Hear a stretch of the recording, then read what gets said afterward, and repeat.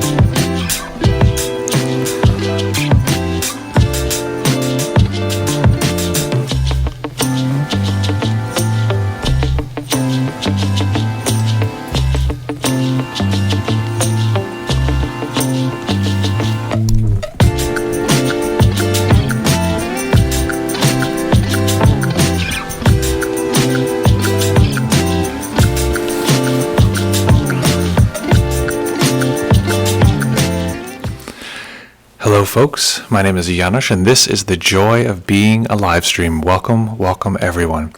So thank you so much for joining us. We have just cleared the hurdle of 11 a.m. We're excited to be here with you.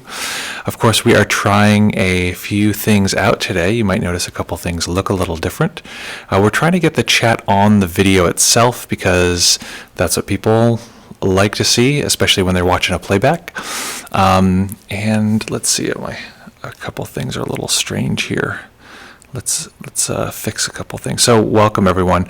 This is the Joy of Being AliveStream, and as you know, the first few seconds of any live stream are fun and typically a little funky. So let's see here. Okay, great.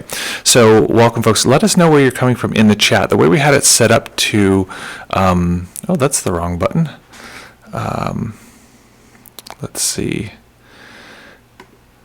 Oh boy. Okay, well, something just switched and I'm going to clear that. Okay, so let us know where you're coming from in the chat. We're trying something different today, so we're getting people from Facebook and from YouTube, and we're seeing how that works. We mainly function on YouTube. If you want to subscribe, we live stream every Monday, Tuesday, Wednesday at 11 to about 12, sometimes a little over if we're having fun. But let us know where you're coming from here. And I will connect folks. Okay, we have Pam coming in from welcome Pam coming in from Los Angeles. So glad to be with you. I'm very glad to be with you, Pam. Nice to see you here. And let's see, let us know where you're coming from. And there's a little bit more of a delay today. If there's any technical stuff coming up today, let me know because it's different than it usually is. We have a few different layers coming together in an exciting way. So we'll see how that goes. Let's see here. And okay, I'm a little off kilter. Okay, I'm just going to leave that as it is. How about that? So, this is the Joy of Being AliveStream. What we do here is we hang out, we have fun, we have a good time, and we meditate. We practice in a serious way, and we go through a lot of different types of meditation practice, and ultimately we grow as a community. That's the way it goes. We have Gabriel joining us from Montreal. Let's see, Darren coming from England. Welcome, welcome. Yes, hope people are enjoying this Memorial Day, holding that in their heart. And there's actually a reading that I wanted to do from. It's something different. It's the equivalent of Memorial Day from Canada, and I hope people don't mind me using another country's Memorial Day poetry, but I found it quite beautiful, and so I'll see if we can grab that before the end of the stream. Let's see. We're going to be practicing meditation for about 25 minutes, and we're going to be practicing in stillness. If you can't be still, or if you're on the run, or anything like that, just practice the best you can, and ask any questions in the chat, and we'll give you any tips we can about practicing while walking or on the bus. We often have our friend Avery, who's actually our co-chair today. Avery is often on the bus between work and home, so we often talk about how to do these practices on the bus. And let's see here. Our recording equipment looks like it is acting funny, so we'll restart that. Folks, if you've never done a live stream, I'll tell you, this is a dramatically complicated thing. But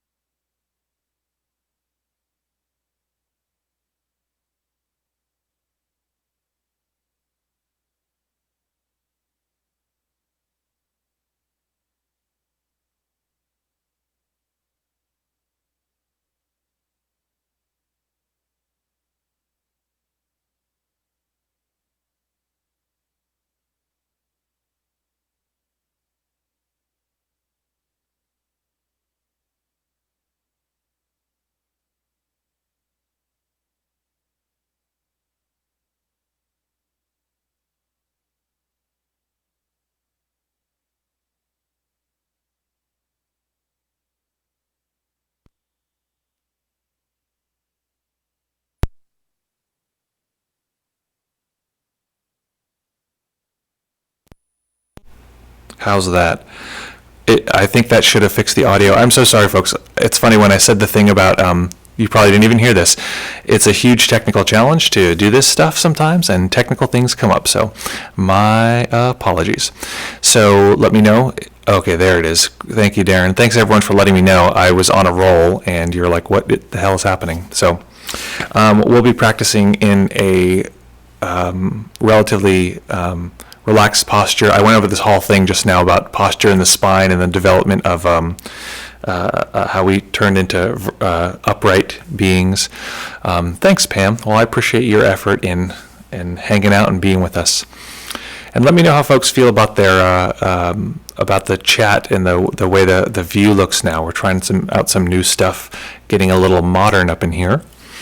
Okay, so we will be practicing in stillness, so finding a nice way to hold the body still for the duration of the sit. We do this by arranging the body well.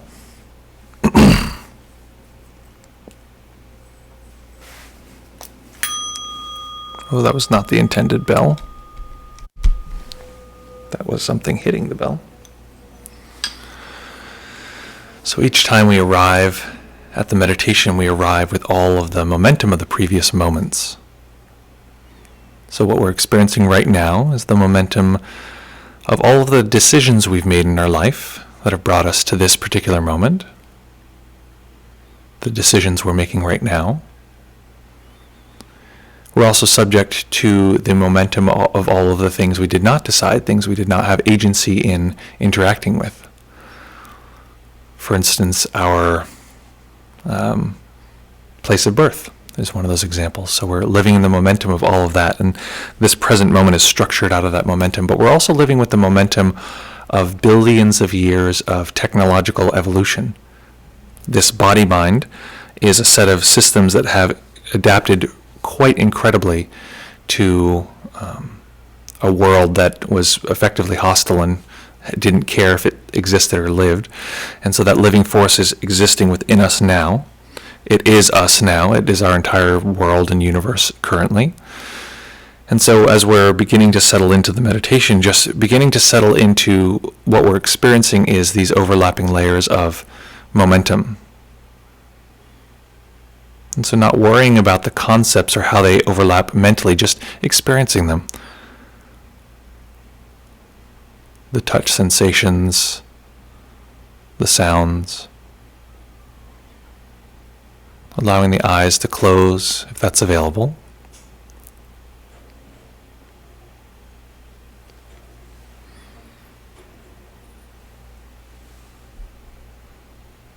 And I'm going to ring the bell 3 times. See if you can listen to the bell from beginning to end, see if that's available. And that will tell us what kind of mind we're arriving to the meditation with. Whatever kinds of distractions arise, that's the momentum that we're experiencing.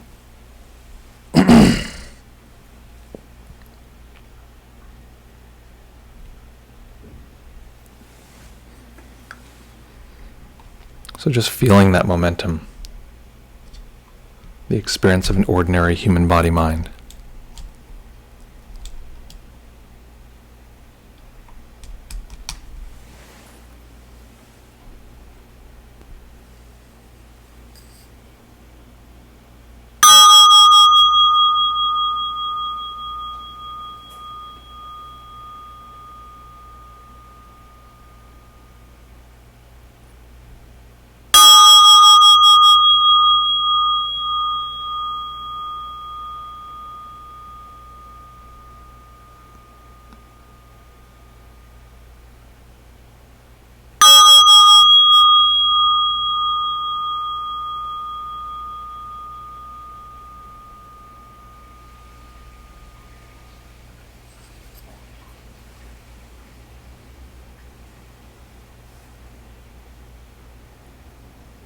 Beginning by taking a few comfortable deep breaths and just feeling the body rise and fall.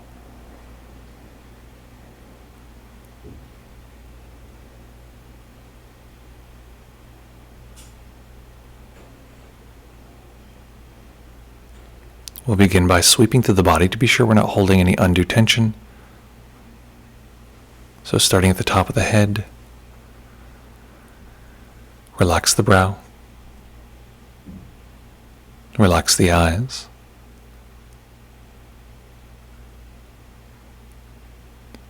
Allow the face to go smooth.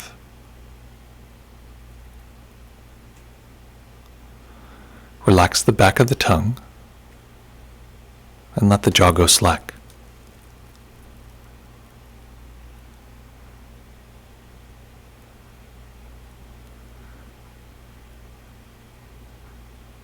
Relax the neck and the shoulders. The upper arms, elbows,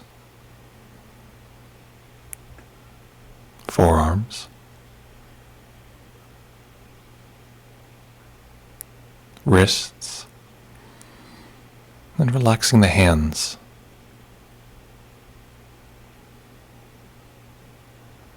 Tuning into the subtle sensations in the palms of the hands and tips of the fingers.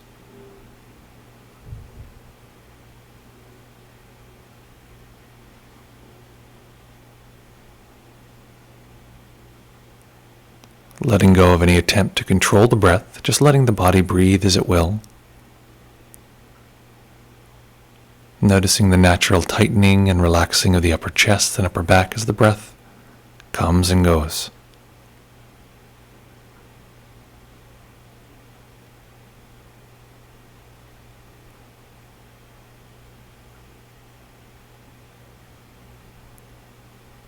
Relaxing the belly and the lower back. Relaxing the hips and the upper legs. The knees and calves.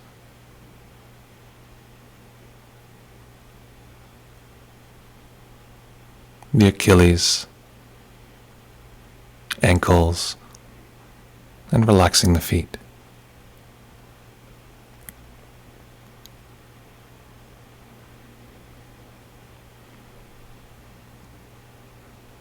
And tuning into relaxation throughout the entire body, any neutral, relaxing, or pleasant sensations. This is likely most of our experience at this moment.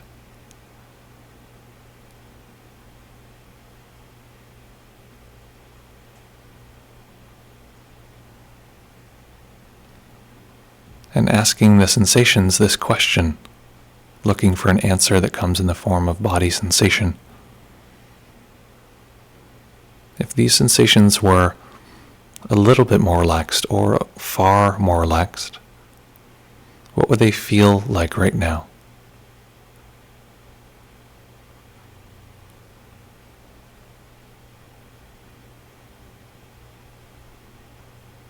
Being sure to not let the mind slip into fogginess.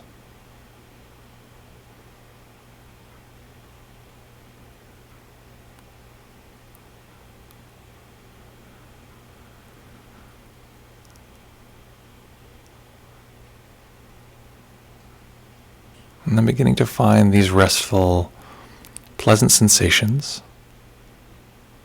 the subtle sensations around the breath, around clear breath sensations.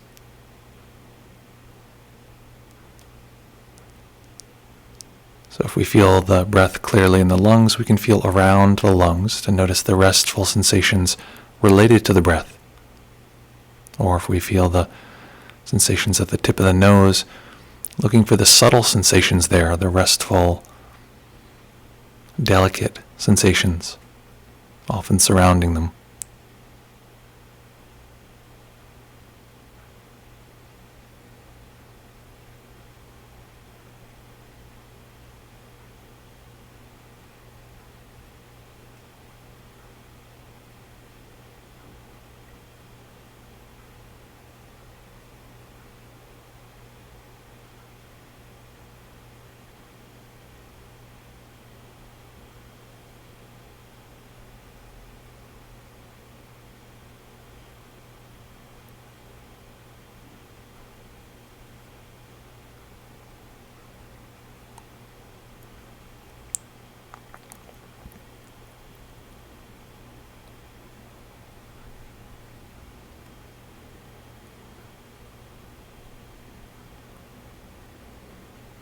And for just one breath cycle, one full in and out breath,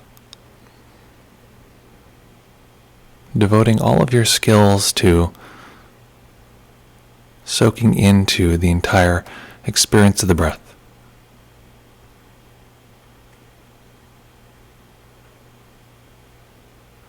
Being absorbed.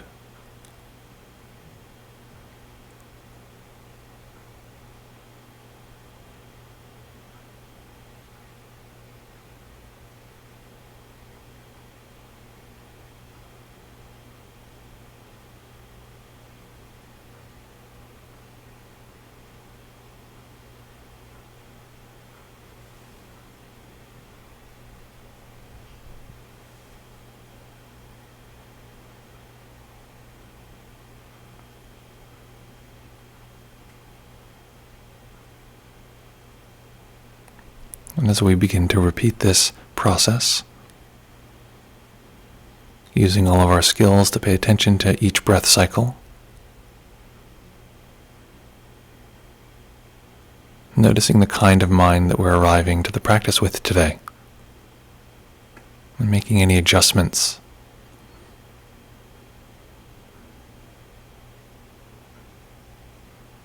If the mind is very active, finding a way to slow the mind down, relax the body.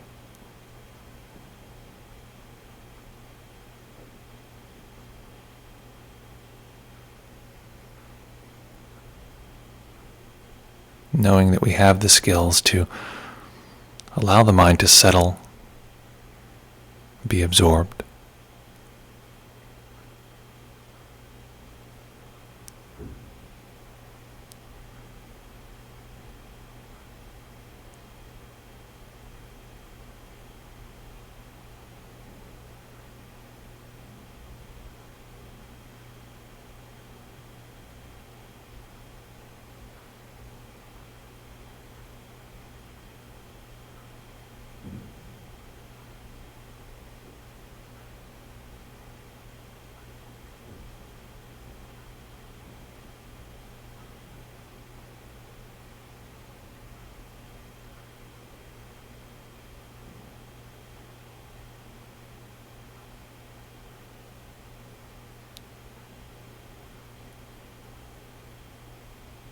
And if, on the other hand, the body and mind are sleepy, foggy, drifting into dullness,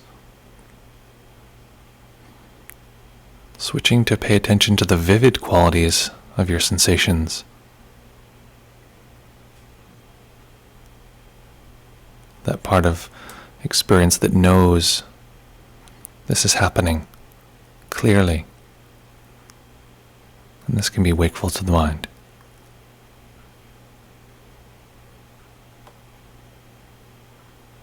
And if it's helpful, using a breath counting strategy.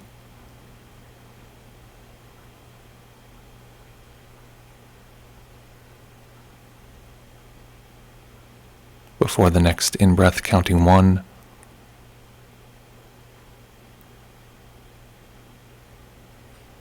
Following the sensations of the breath, and before the next in-breath, counting 2, continuing in this way up to 10, and then backwards down from 9 to 1, letting the counting be just a small percentage of awareness.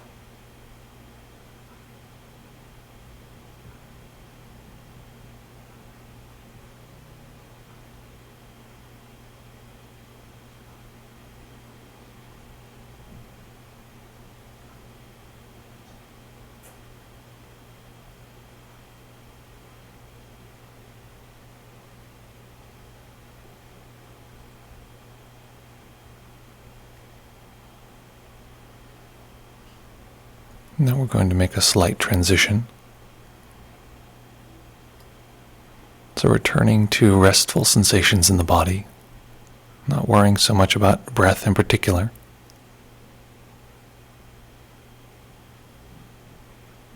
Looking for any area in the body that feels restful in terms of low or no emotion.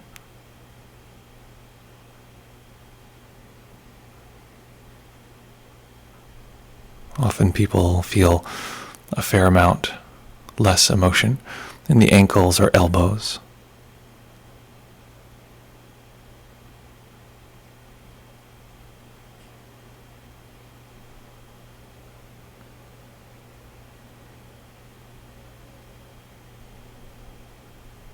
We'll refer to these as rest experiences. If you'd like to use a mental label, you can just label low or no emotional areas of the body, rest.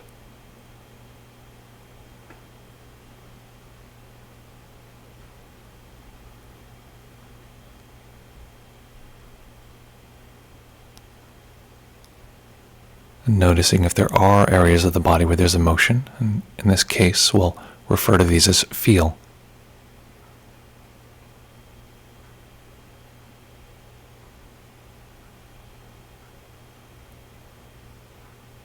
So allowing ourselves to label rest or feel for any emotion or non-emotional experience in the body. So there's always one of these present. Neither one is better. Just noticing.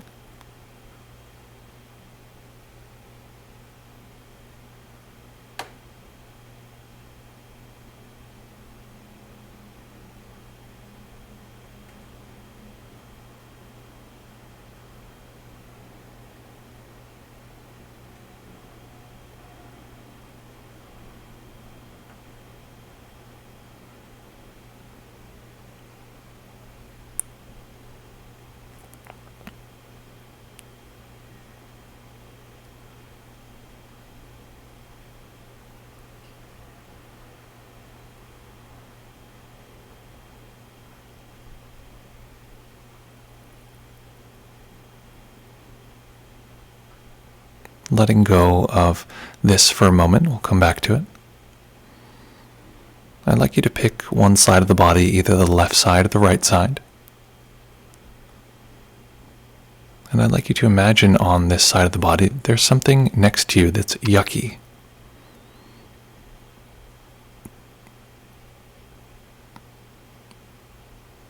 And we're going to spend a few moments clarifying this. So I'd like you to allow the proportions of it to be as follows, that it's tall. It's as tall as the shoulder, relatively narrow, so that it's standing next to you and it's sort of leaning, as though it were leaning towards your body.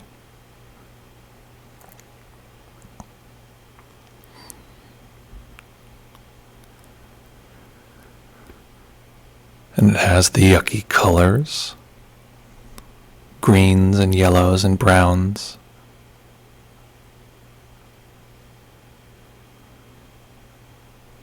It has the yucky textures, wet, greasy.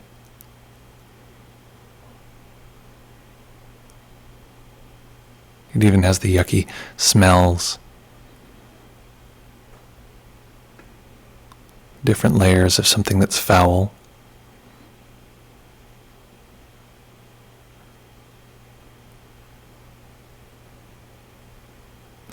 It even has the yucky sounds. We can hear the wetness, stickiness, especially because this thing is teetering next to us.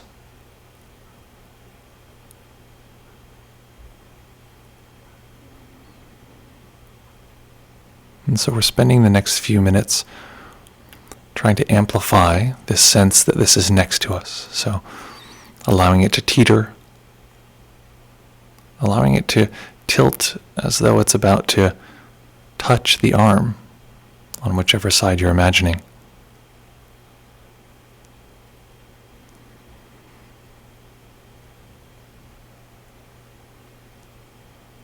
So be sure to keep the body relaxed physically.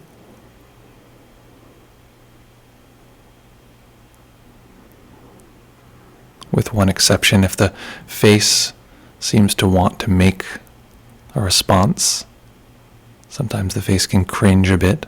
This is okay. Otherwise, making sure the rest of the body is physically relaxed.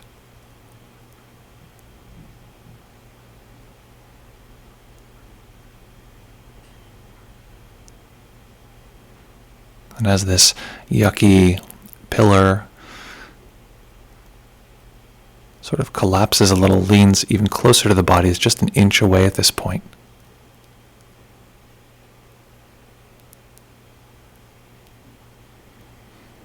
Here we are trying to have our peaceful meditation, and this yucky thing is intruding.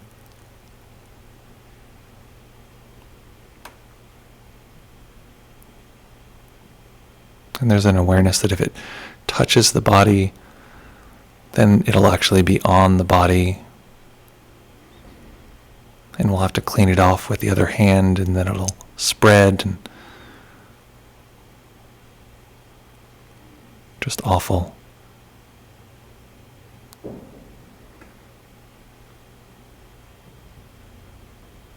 Take a few moments to allow this to move into a kind of crescendo, never quite allowing it to touch the body though.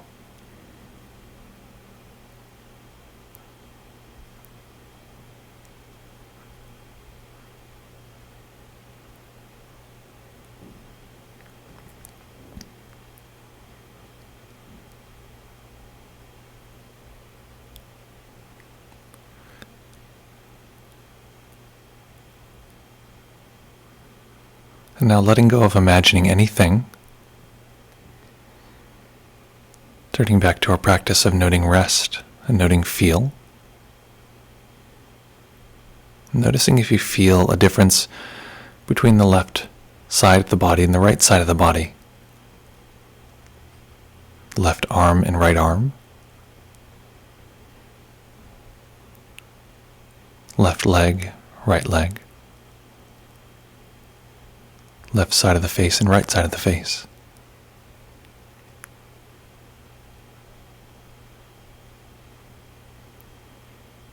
It might even feel as though there's a slight temperature difference.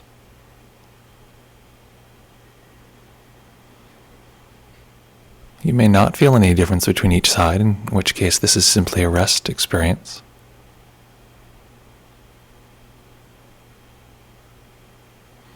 But if you do detect a difference between one side and the other, it's likely that you're feeling the body sensation of the emotion of disgust.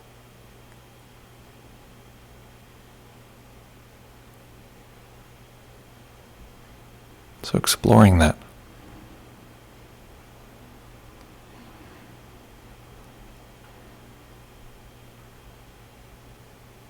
Not imagining anything anymore, just exploring what is there.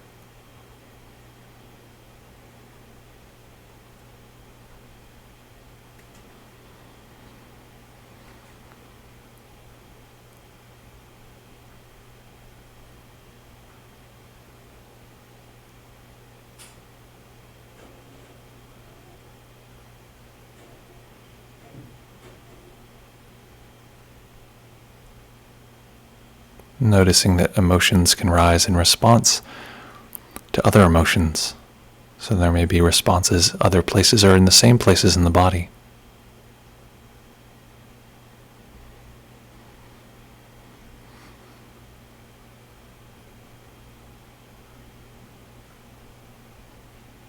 Sometimes if a practice doesn't go the way we expected, there can be a kind of sadness or anger.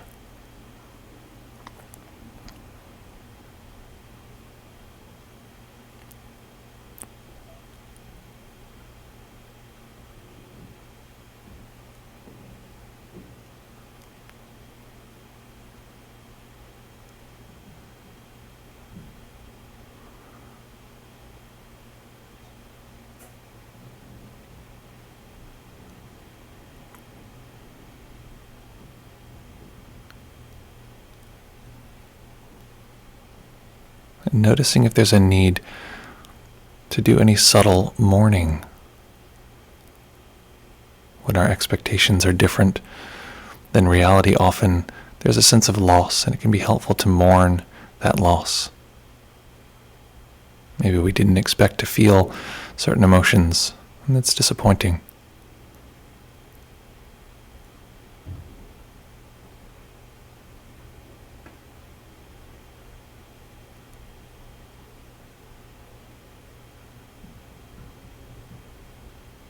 And being sure to notice where any of these emotional activations is occurring. If there's frustration that you're not experiencing any emotion, noticing where is that frustration.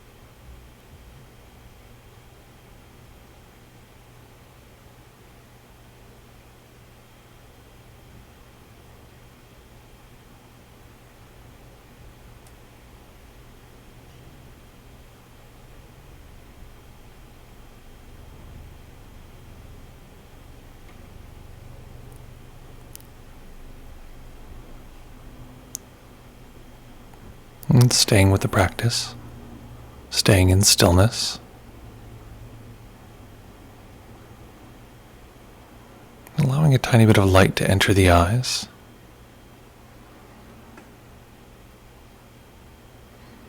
and eventually allowing the eyes to settle on one point as they fully open.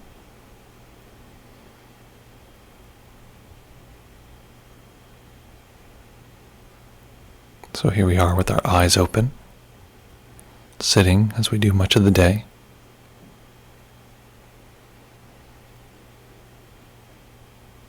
So pay very close attention to this transition. This is how we learn to bring this practice into all aspects of our lives.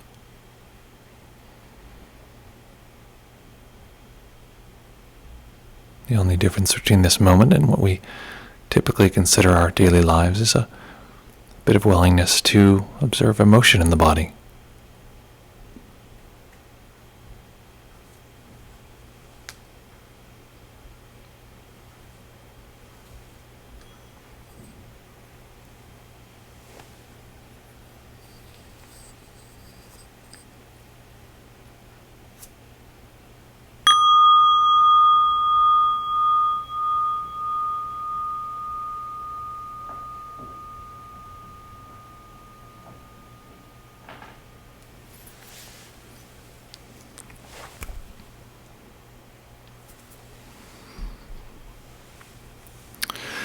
Okay. So what was that like? What happened? What are you like now? Love to hear. So this is the part where we go into reports, questions, any half questions. I love half questions, or anything else that's coming up for folks. We're also hoping to have a little time to listen to some music and do some musical trigger practice. I have this theory that I'd be curious about your opinion around. The theory is that Chopin is just built out of more or less sad or happy intervals. So we want to listen to a little Chopin and see if we can listen to it with the body, and listen to it as a kind of meditation related to emotion as it expresses itself through the body. So RPS says, I felt a sort of heaviness on the right side. And was that the side that you were imagining the yucky thing on, or was it the other side? I hope other folks are taking advantage of their stretching abilities.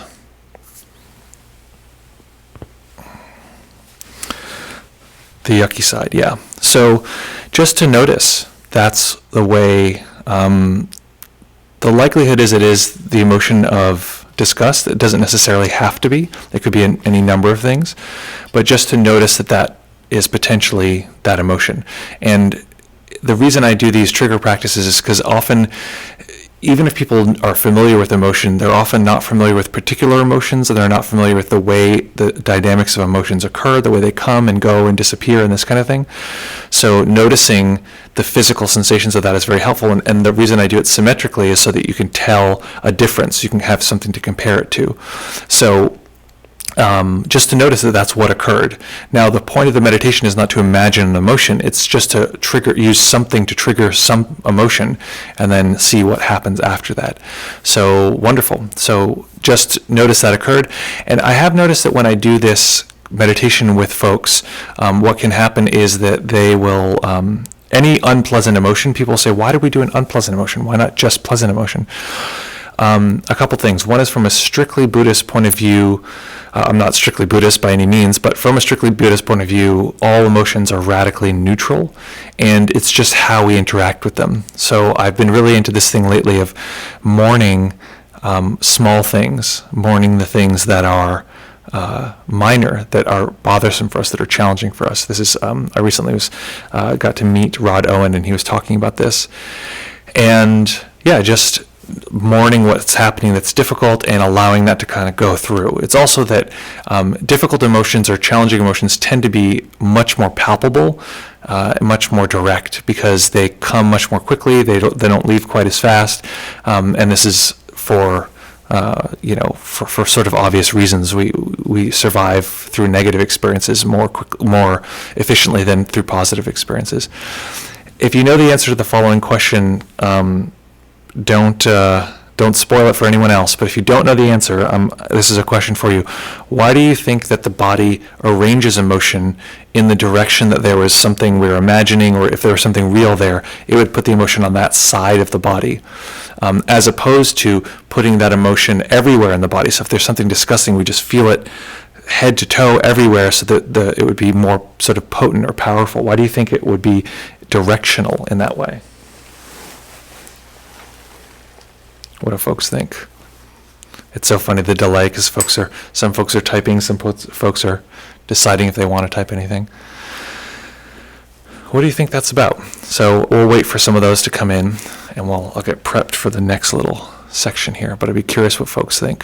Why do you think that emotion tends to occur in the direction that we're imagining or experiencing the emotion? One of the things that I think is very interesting is that the emotion itself is... it's funny because the mind isn't sort of bright enough to know that we're imagining something and not experiencing it actually. It's the way the brain is built. It doesn't have the capacity to tell if something is imaginary or if we're actually experiencing the real things, which helps us point to the idea that see in, the way the mind produces imagery. A lot of that exercise was see in. See in is experienced as very real, and so we typically say, well, this seeing outside world, this is real, the touch sensation, that's real, the imagined one, not so real. But it's so real that even imagining something, the body can think that it's occurring and put emotion there. So for you, just noticing that tends to occur. And then the other question is this one about why is it directional? So yeah, let me know. Pam T says the right side. Okay, so yeah, let me know your thoughts on that, and I'll start to set up the our musical adventure today. Let's see here.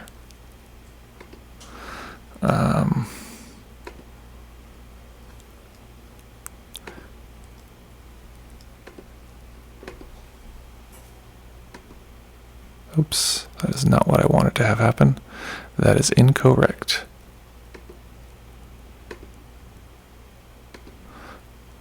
Okay. Huh. Well, that's funny.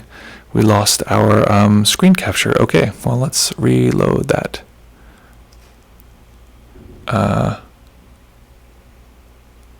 Oh, I see what's happening. Sorry, folks. This is a little bit technical. We're trying to watch a video online. It has to do all this crazy stuff to do that. What a crazy world, you know what I'm saying?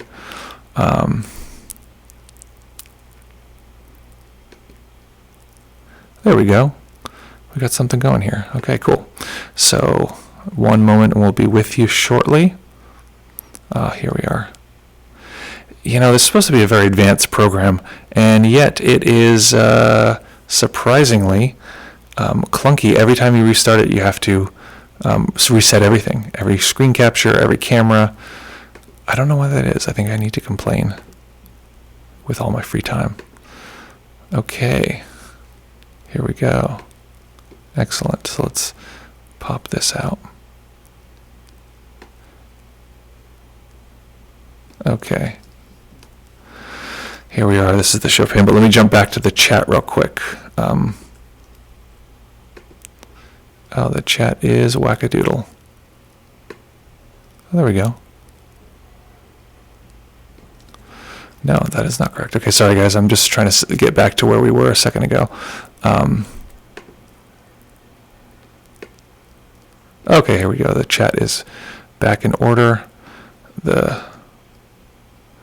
This thing. You guys are very patient. I very much appreciate that. Oh, it did the wrong thing again. Okay. It's funny, you just don't know what is happening on my end. So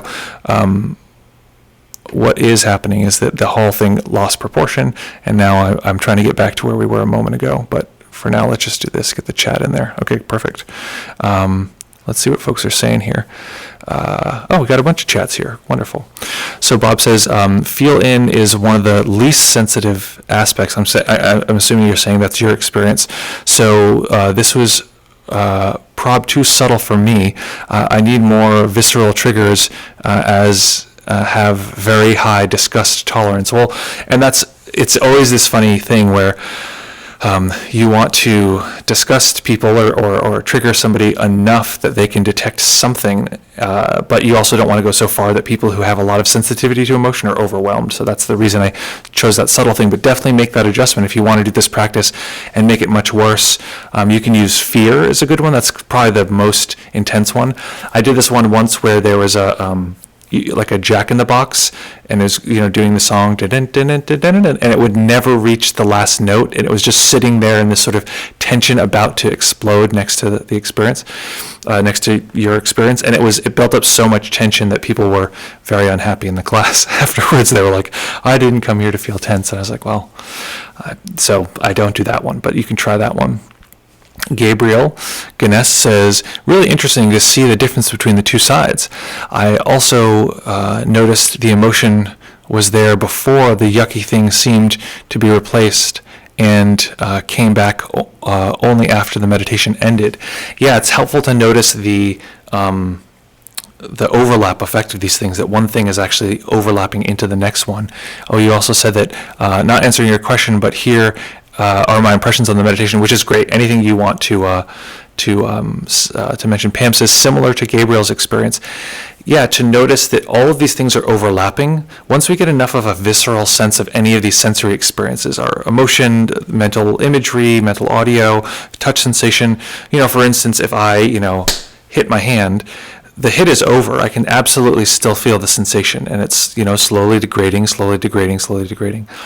All of our sensations are like that, where they have something occurs, they sort of pop up, and then they degrade at different speeds and levels. Our solid sense of self and world, this sort of, I'm here, you are there, that there's a distance between these two, that there's something I need to protect, even if it's unconsciously, to make myself feel okay, whatever our internal war is, or Stromendrung is, all of that is built out of overlapping layers of sensing. So that's one level to see it on. The other level that I've been emphasizing quite a bit here on the stream is this experience that all of these are expressions of life.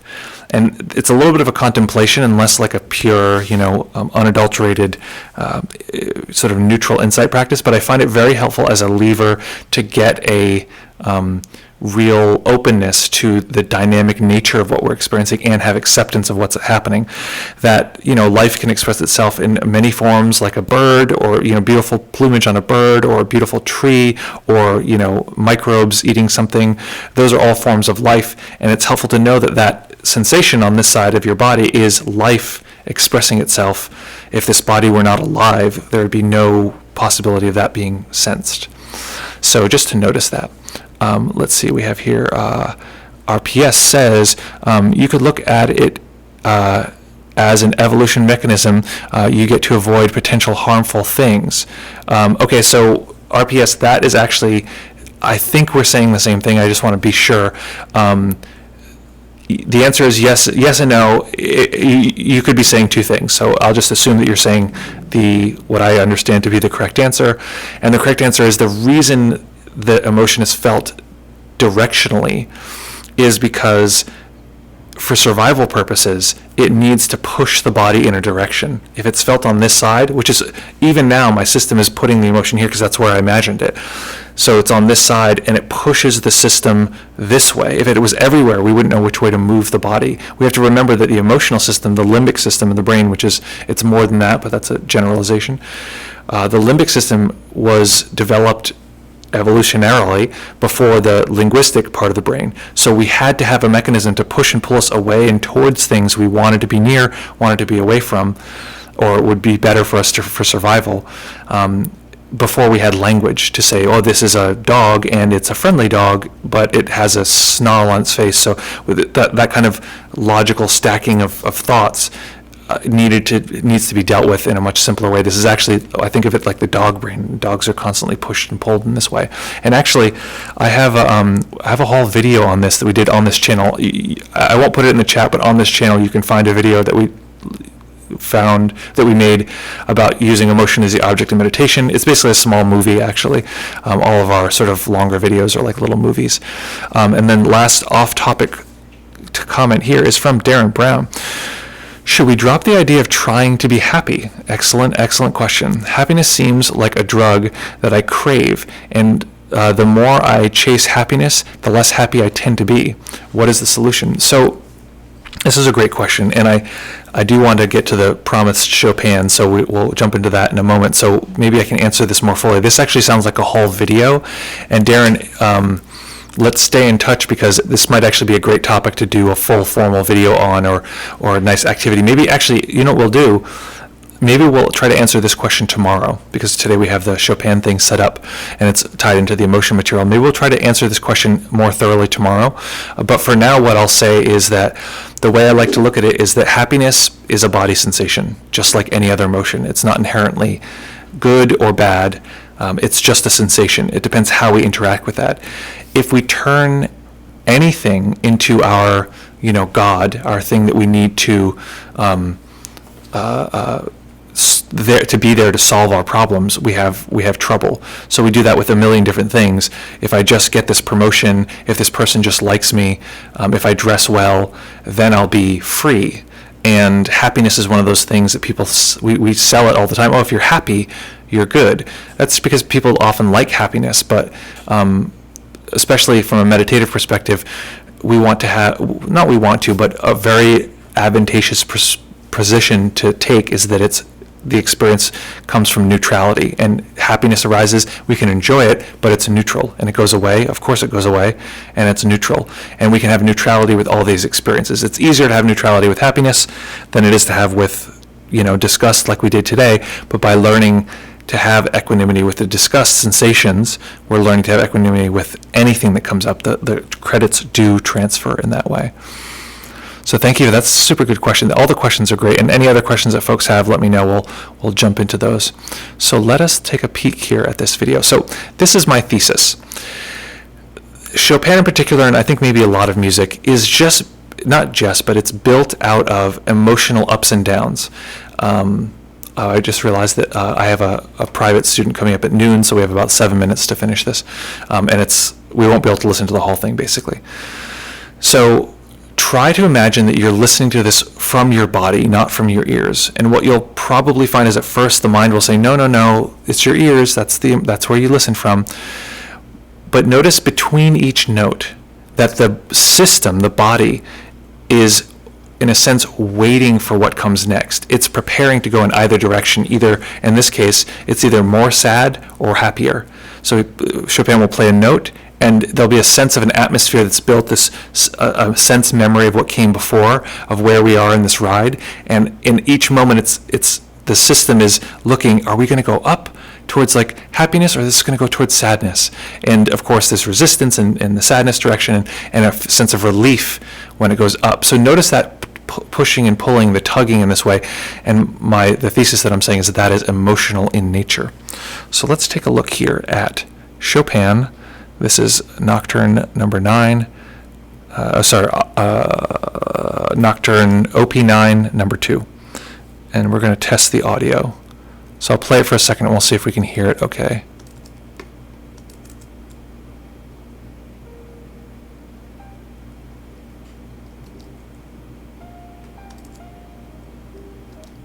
Okay, that was the beginning of the audio. It sounded very low. I'm going to try to fix that. Like I said before, this is experiment, so system audio.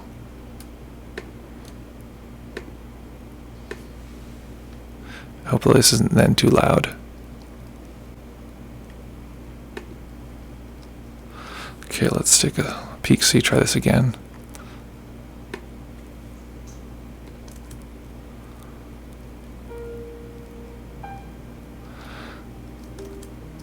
Sorry, let me try this again because it's real quiet here. Oh, maybe it's actually on YouTube that it's quiet. So let's try this again.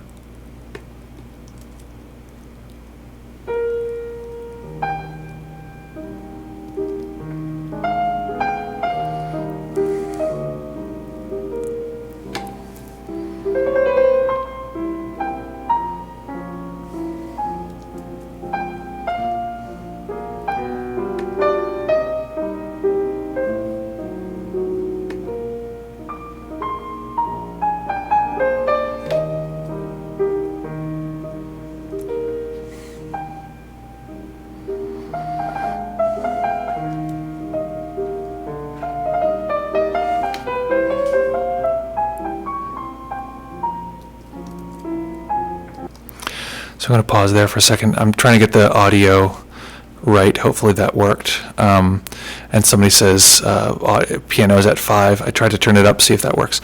But and also try to speak a little quieter. Maybe that'll help. Okay, great. Sounds fine. So notice the tug from note to note. This is also the phrasing, the way it's played. It's not just exactly on the beat. There's a tug, and that tug, how do we know that there's a tug there? How do we know that there's a tension going from one note to the next note, that pull? Again, I would contend that that's emotional in nature. So try to shift to listening with the body, because the mind is going to tell us that we have to listen with the ears, and try to listen with the body as though the whole body organ was telling us what comes next. It's sort of teaching us the next layer here. So let's try this again.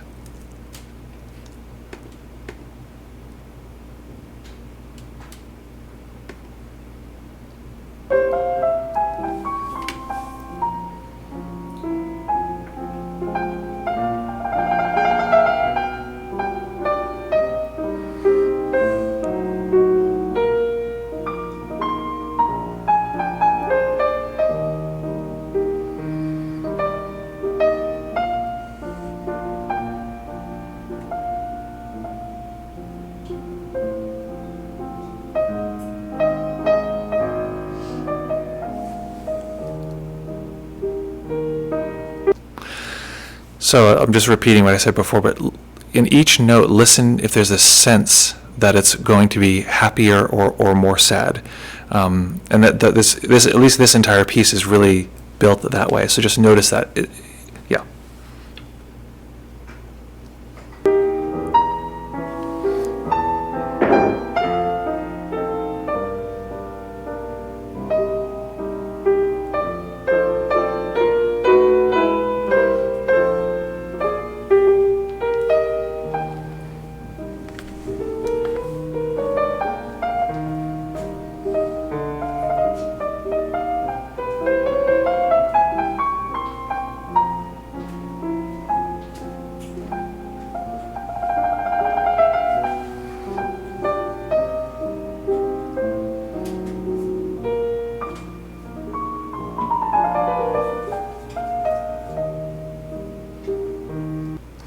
So I'm enjoying this quite a bit. I have to stop, though, because I have a private student coming up very soon. So thank you, folks, for joining. Let me know how that was. I didn't get to, I saw somebody made a comment. Also different to listen to a piece we already know versus something. Yes, absolutely. And having searched through a bunch of pieces, it's also the sense that you know the song actually can be helpful or it can be interesting because there's a sense of I know what comes next. It's one reason why I like a certain psychedelic band, because that you supposedly know what's going to come next, and then it sort of doesn't happen. I do have to jump off, folks. Thank you so much. Look forward to joining you here tomorrow. We're going to be discussing Darren's question along with meditating some more. Just so you know, you can keep chatting even after the stream ends. And I forgot to mention this, as I am supposed to every time, but any donations, which are super chats, you can do those on YouTube, go to supporting the stream. So whoever the last super chat is to give a donation, again, you don't have to, but if you do, you become our co-chair for the next day. So lovely, folks. Look forward to seeing you soon. And yeah, have fun. See you guys.